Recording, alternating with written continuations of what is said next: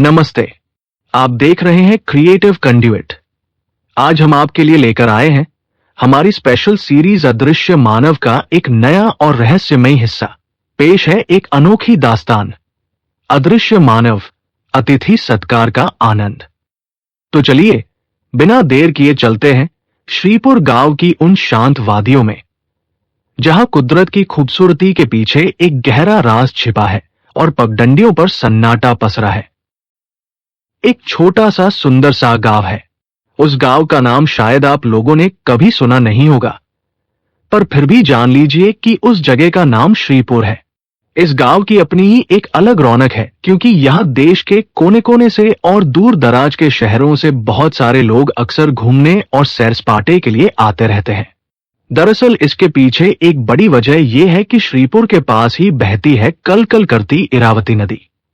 नदी के किनारे किनारे चलने पर छोटे बड़े ऊंचे नीचे पेड़ों का एक बेहद खूबसूरत झुरमुट दिखाई देता है। किनारे पर ही एक पुराना शिव मंदिर भी बना हुआ है। साल में एक बार जब यहाँ भव्य शिवरात्रि का मेला लगता है, तब तो जैसे यहाँ पैर रखने की भी जगह नहीं होती। भक्तों का तांता सा लग जाता है। एक दिन की बात है, श्रीपुर गांव में अचानक एक अजनबी का आगमन हुआ। उसकी चाल ढाल और पहनावा देखकर साफ समझ आ रहा था कि वह एक धनी और संभ्रांत परिवार का व्यक्ति है। वह उस रास्ते पर चल रहा था जो सीधे गांव के मुखिया के आलीशान घर की तरफ जाता था। रास्ते में चलते हुए उसके मन में बहुत सारे विचार चल रहे थे और उसका चेहरा थोड़ा गंभीर सा था। तभी उसकी मुलाकात गांव के एक सीधे सादे स्थानीय निवासी से हुई। वह गांव वाला हाथ में एक छोटी सी लाठी लिए धीरे धीरे चल रहा था। उसके चेहरे पर सादगी भरी मुस्कान थी और उसकी आंखों में वह चमक थी जो केवल गांव की शुद्ध हवा और बेफिक्र जीवन में ही मिलती है। अजनबी ने जब उस गांव वाले को देखा तो उसे लगा कि शायद यही सही व्यक्ति है जिससे वह आगे का रास्ता या गांव की रीति रिवाजों के बारे में जान सकता है। उस गांव वाले की धोती थोड़ी पुरानी थी पर साफ सुथरी थी और उसने कंधे पर एक गमछा डाल रखा था। उसने बड़े ही आदर के साथ अजनबी को नमस्ते किया और पूछा कि अरे भाई साहब, आप कहीं बाहर से आए लगते हैं, क्या मैं आपकी कोई मदद कर सकता हूं? अजनबी को उसकी यह आत्मीयता बहुत अच्छी लगी। दोनों बातें करते करते गांव की पगडंडियों पर आगे बढ़ने लगे। गांव वाला बड़े ही चाव से अजनबी को गांव की हर खास जगह के बारे में बताने लगा। उसने बताया कि कैसे इरावती नदी का पानी साल भर गांव की प्यास बुझाता है और कैसे शिव मंदिर का आशीर्वाद हम सब पर बना रहता है। अजनबी, जो कि शहर की भागदौड़ और स्ट्रेस से थोड़ा परेशान था, उसे इस बातचीत में एक अजीब सा सुकून महसूस होने लगा। अजनबी ने गांव वाले से पूछा कि क्या यहां ठहरने के लिए कोई अच्छी जगह मिल सकती है। गांव वाले ने खिलखिलाकर हंसते हुए कहा कि साहब, हमारे गांव में मेहमान को भगवान माना जाता है। आप किसी होटल या गेस्ट हाउस की चिंता क्यों करते हैं? आप बस चलिए, हमारे गांव का हर घर आपके लिए खुला है। दरअसल अतिथि का सत्कार करना ही हमारी सबसे बड़ी पूंजी है। श्रीपुर स्वास्थ्य निवास। वहां पहुंचकर हमारा यात्री कुछ पल के लिए ठिठक गया और बाहर खड़ा होकर उस इमारत को निहारने लगा। फिर धीमी कदमों से चलते हुए उसने उस मुसाफिरखाने के भीतर कदम रखा। सच पूछो तो इस स्वास्थ्य निवास के बारे में आपको थोड़ा विस्तार से बताना बहुत जरूरी है। दरअसल श्रीपुर में जो भी लोग अपनी सेहत सुधारने या सुकून के पल बिताने के लिए सैर सपाटे पर आते हैं, उनमें से ज्यादातर लोग इसी ठिकाने को चुनते हैं और यही पनाह लेते हैं।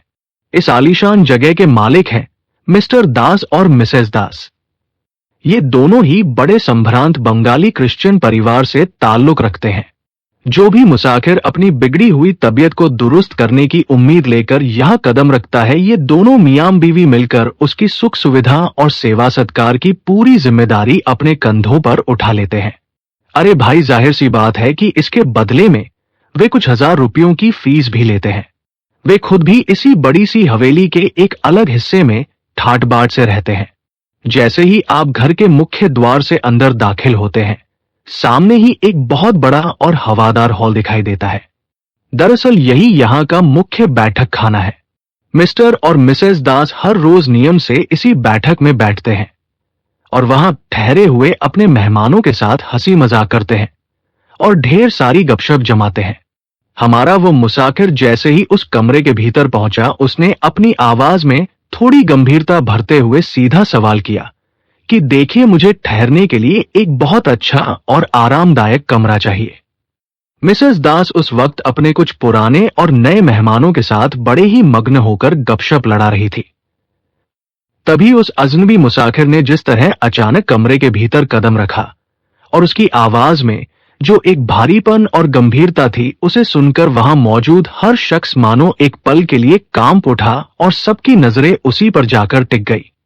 उस यात्री ने अपने दस्ताने पहने हुए हाथों को जेब में डाला और बड़े ही रोब के साथ एक चमकदार 2000 रुपए का नोट मेज पर पटकते हुए अपनी उसी कड़क आवाज में कहा कि ये लीजिए एडवांस पैसे। मुझे बस ठहरने के लिए एक बहुत ही शानदार और शांत कमरा चाहिए।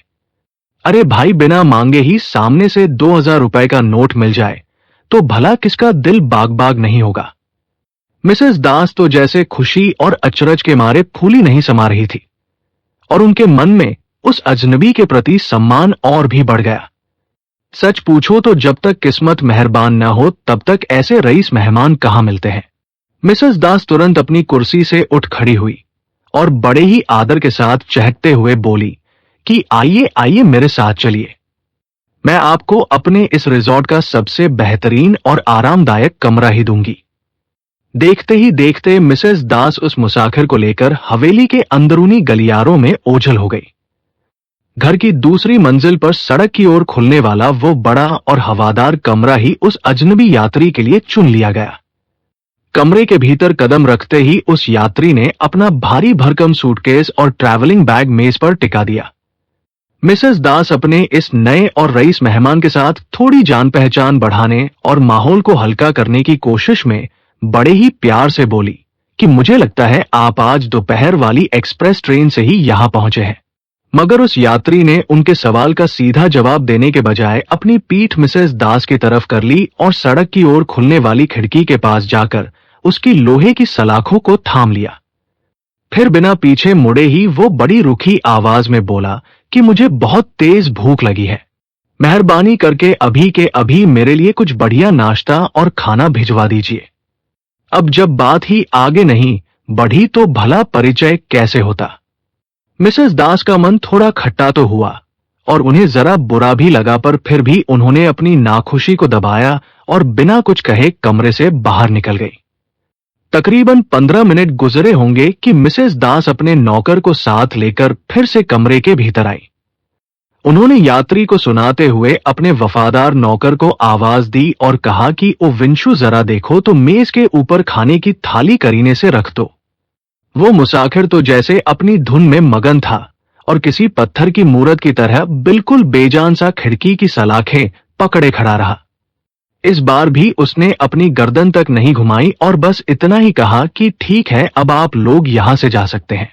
मिसेस दास ने जब उस अजनबी का ये बर्ताव देखा तो मन ही मन बुदबुदाने लगी कि भाई बंदे के पास पैसा तो बहुत है, पर सच पूछो तो तमीज और तहजीब छू कर भी नहीं गुजरी है।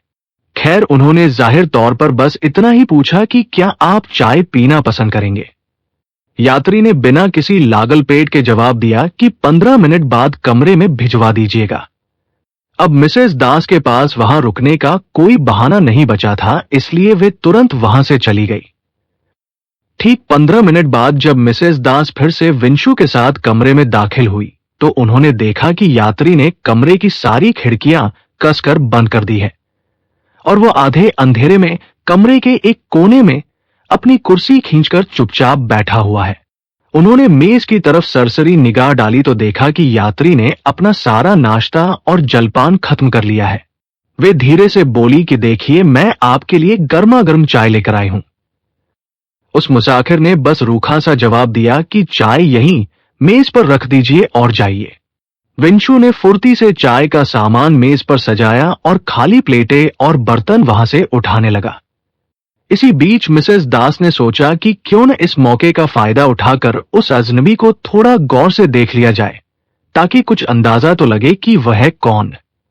मगर उनके हाथ कुछ नहीं लगा और वे कुछ भी भांप नहीं पाई। उस यात्री ने अभी तक अपने चेहरे से वे पट्टियां और बैंडेज नहीं हटाए थे। ऊपर से उसने अपने शरीर को एक भारी शॉल से ढका हुआ था और उसके हाथों में दस्ताने और पैरों में भारी जूते और मोजे वैसे के वैसे ही थे जैसे वह आया था। वो अजनबी अब भी उसी रहस्यमय लिबास में लिपटा हुआ बैठा था। बस खाने पीने की सुविधा के लिए उसने अपने निचले होंठ के पास से पट्टी को थोड़ा सा नीचे खिसका लिया था। मगर जब मिसेस दास ने गौर से उसकी नाक के नीचे के हिस्से को देखा तो उन्हें वहां होठों का कोई नामो निशान तक नहीं दिखा। एक पल के लिए तो उन्हें लगा कि शायद इस आधे अंधेरे कमरे में उनकी आंखों को कोई धोखा हुआ है, पर फिर भी उनके मन के भीतर एक अनजाना सा डर बैठ गया और दिल जोरों से धड़कने लगा। सच पूछो तो ये कैसा अजीब और डरावना आदमी है जो दुनिया की नजरों के सामने आने से इतना कतराता है और खुद को हर वक्त छिपा कर रखता है। उसे देखकर ऐसा लगता था मानो सूरज की रोशनी और ताजा हवा उसके सबसे बड़े दुश्मन हो। मिसेस दास के दिमाग में सवालों का बवंडर उठने लगा कि आखिर ये शख्स है कौन? इसके पूरे चेहरे पर यह पट्टियां क्यों बंधी हैं? क्या किसी भयानक हादसे ने इसके चेहरे को पूरी तरह बिगाड़ दिया है या फिर किसी जानलेवा सर्जरी की वजह से इसका ये हाल हुआ है? मिसेस दास अभी अपने मन ही मन इन ख्यालों में डूबी ही थी कि तभी उस यात्री ने अचानक चुप्पी तोड़ते हुए कहा कि देखिए, रेलवे स्टेशन पर मेरा कुछ सामान और लगेज छूटा हुआ है। क्या उसे यहां मंगवाने का कोई रास्ता निकल सकता है? इस बार यात्री की आवाज में वो पहले जैसी कड़वाहट और रुखापन नहीं था। मिसेस दास को लगा कि शायद उनके रिजॉर्ट का लजीज खाना खाकर इस अजनबी का मिजाज अब थोड़ा नरम पड़ गया है। वैसे भी वे उस खामोश मुसाफिर से बात करने का कोई भी मौका हाथ से नहीं जाने देना चाहती थी। सो वे बड़ी ही गर्मजोशी के साथ चहकते हुए बोली कि अरे भाई, इसके लिए आप जरा भी परेशान न हो, मैं अभी सारा बंदोबस्त कर देती हूं। यात्री ने तुरंत पलटकर पूछा कि क्या वो सामान आज ही आ सकता है? मिसेस दास ने बड़ी ही विनम्रता से अपना सिर हिलाते हुए कहा कि देखिए, आज तो मुमकिन नहीं हो पाएगा। दरअसल मिस्टर दास अपने एक पुराने दोस्त की खैरियत जानने गए हुए हैं और पता नहीं उन्हें वापस लौटने में कितनी देर लग जाए। अरे भाई, क्या बताओ आपको, उनके वो दोस्त ट्रेन से उतरते वक्त गिर पड़े और उनके सिर पर काफी गहरी चोट आई है।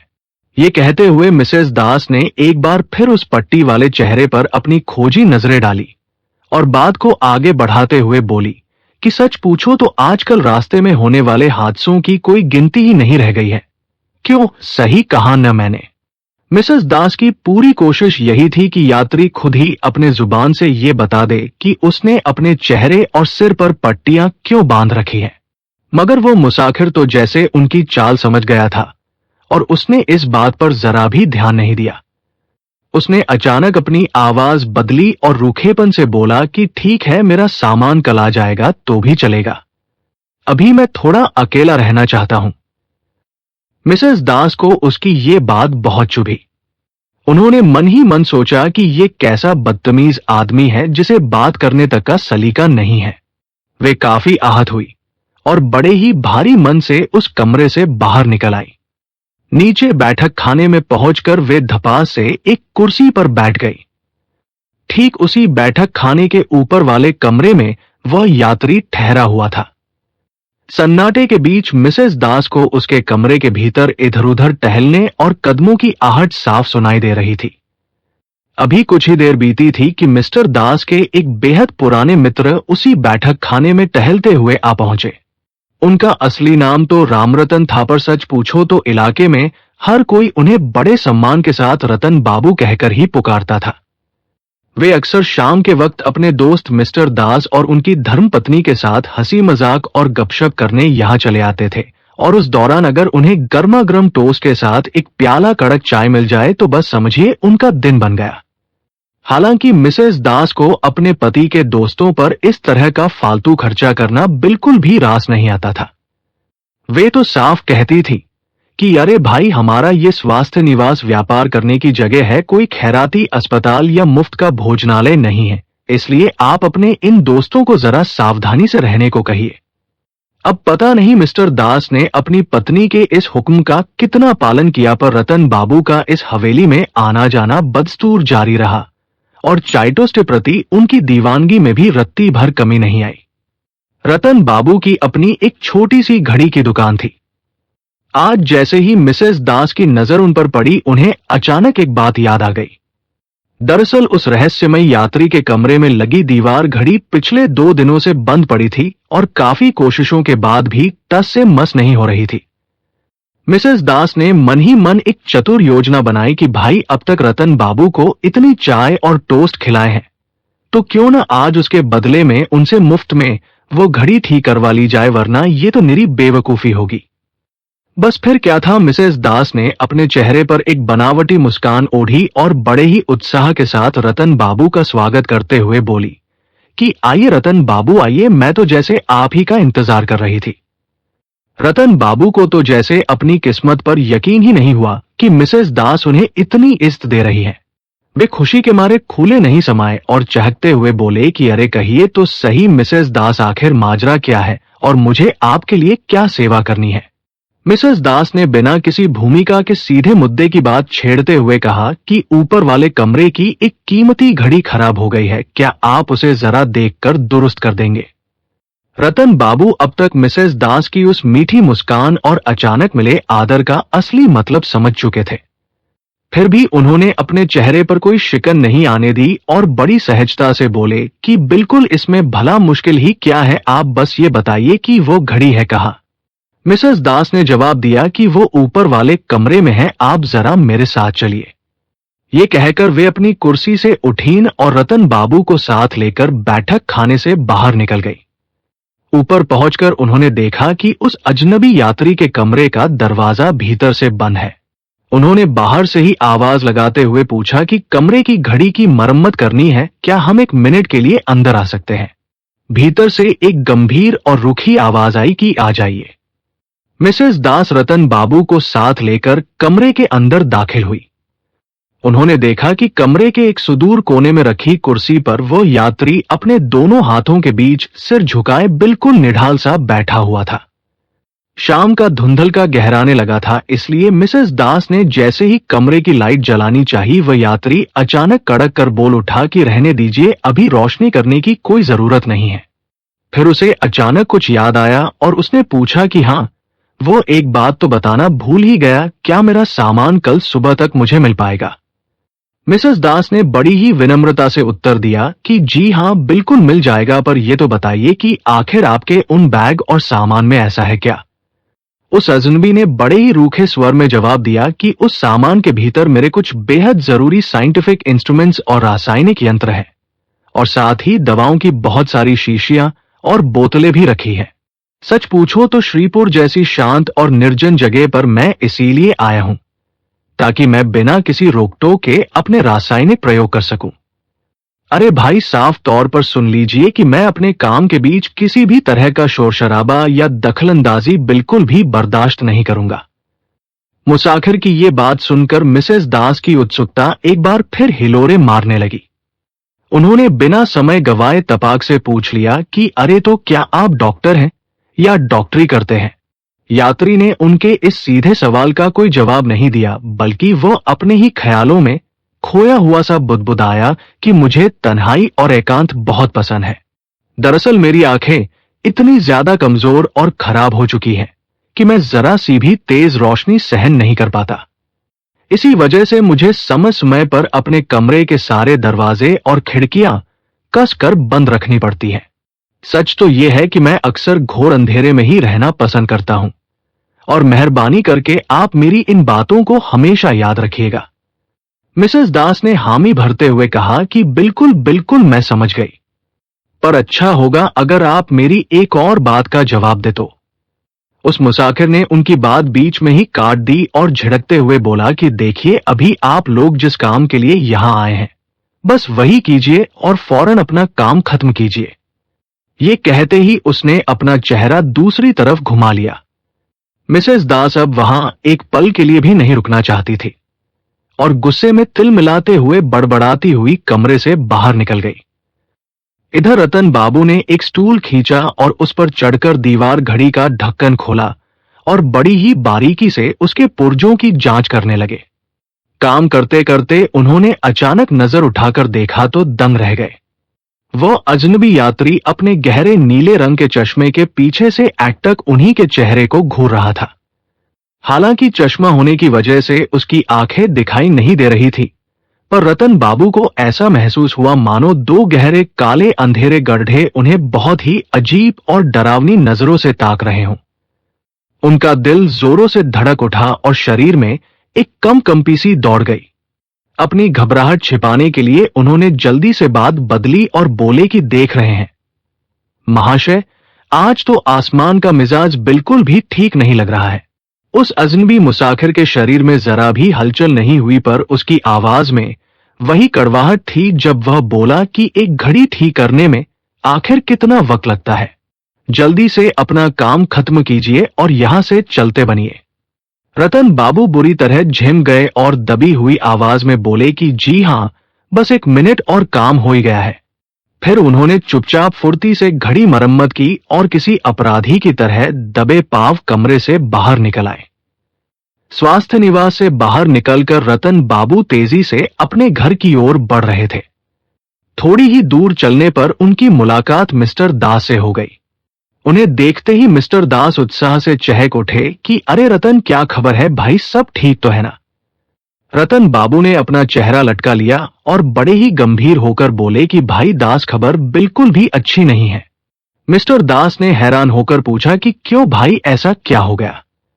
रतन बाबू ने दबी जुबान में कहा कि भाई, तुम्हारे घर में कोई खूंखार कातिल या डाकू आकर जम गया है और तुम बेखबर हो। यह सुनकर मिस्टर दास बुरी तरह चौंक गए और बोले कि अरे ये तुम क्या कह रहे हो? रतन बाबू ने दावा करते हुए कहा कि हां, वो जरूर कोई भागा हुआ मुजरिम या फरार आरोपी ही है। देख लेना, अब तुम्हारा ये रिजॉर्ट सीधे पुलिस के कब्जे में जाने वाला है। मिस्टर दास रतन बाबू की बात सुनकर एक पल के लिए ठिठक गए और फिर गंभीर होते हुए बोले कि अच्छा, ऐसी बात है क्या? सच पूछो तो ये तो काफी चिंता का विषय है। खैर तुम फिक्र मत करो, मैं अभी जाकर फौरन इसका कोई न कोई पक्का इंतजाम करता हूं। ये कहते हुए वे तेजी से अपने घर यानी स्वास्थ्य निवास की ओर मुड़ गए। मगर जैसे ही वे घर के भीतर दाखिल हुए, इससे पहले कि वे अपनी जुबान से एक शब्द भी निकाल पाते, मिसेस दास ने उन पर धावा बोल दिया। वे गुस्से से तमतमाई हुई चीख कर बोली कि सच पूछो तो तुम्हारे जैसा लापरवाह इंसान पाकर मेरी तो किस्मत ही फूट गई है। यहां मैं अकेले सारा बोझ उठाए जा रही हूं और अपनी परेशानियों में मरी जा रही हूं, और आप हैं कि बाहर मजे से सैर सपाटे कर रहे हैं और दोस्तों के साथ अड्डा जमा रहे हैं। आखिर मुझे ये तो बताइए कि आप घर से निकले कब थे और अब तक कहां गायब थे? मिस्टर दास अपनी पत्नी का ये रौद्र रूप देखकर बुरी तरह घबरा गए और हकलाते हुए बोले कि अरे भाई, अब इस तरह रणचंडी का रूप धरकर मुझे और मत डराओ। मैं कोई अपनी खुशी के लिए बाहर नहीं गया था, बल्कि तुम्हारे ही बताए हुए कुछ जरूरी कामों को निपटाने के लिए निकला था। मिसेस दास का गुस्सा थोड़ा ठंडा हुआ और उन्होंने अपनी आवाज नरम करते हुए कहा कि देखो, यहां घर में एक नया मुसाफिर आकर ठहरा हुआ है और आप हैं कि सारा वक्त बाहर ही गुजार देते हैं। अब तुम ही बताओ कि उसकी फरमाइशें और तामझाम कौन संभालेगा? मिस्टर दास ने थोड़ा अचरज दिखाते हुए पूछा कि नया आदमी? आखिर कौन है ये नया शख्स? मैंने तो रास्ते में सुना है कि वह देखने में किसी चोर डाकू या खूंखार कातिल जैसा लगता है। क्या ये सच है? समाप्त। अगर आपको ये कहानी पसंद आई है तो वीडियो को लाइक करें और अपनों के साथ शेयर जरूर करें। ऐसी ही और दिलचस्प कहानियों के लिए चैनल को सब्सक्राइब करना न भूलें। धन्यवाद।